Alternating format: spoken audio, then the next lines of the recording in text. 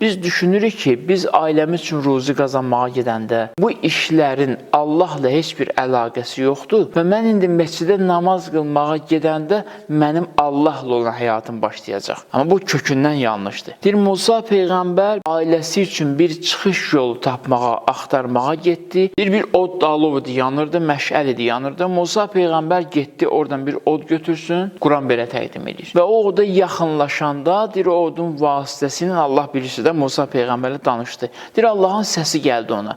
Müfəssirlər burada maraqlı bir söz deyirlər. Deyirlər, nə qədər insan olub ki, onlar namaz qılanların, dindarların maksimum həddə düşündükləri böyük bir mənəvi işi görməyiblər. Elə öz həyatlarında qarşılarına çıxan məsuliyyət daşıyacağı praktiki işləri həyata keçiriblər və bu işləri həyata keçirmək onları böyük bir uğurlara aparıb çıxarıb. Deyir, Musa Peyğəmbər də burada elə getdi ailəsi üçün bir çıxış yolu tapsın. Orada çatanda Allah Musa Peyğəmbərə nida elədi. Deyir, Musa Peyğəmbər itirdi özünü. Deyir, dünyavi bir iş üçün getmişdi belə baxanda, amma sonunda Allahla danışığa səbəb oldu bunun bu getməyi. Musa Peyğəmbərdən burada gözlənilən məsələ budur ki, getsin, addım atsın və bu addımın nəticəsində həm mənəvi qidalanacaq ki, Kəlimullah məqamına çatdı, həm də maddi olaraq qidalanacaq.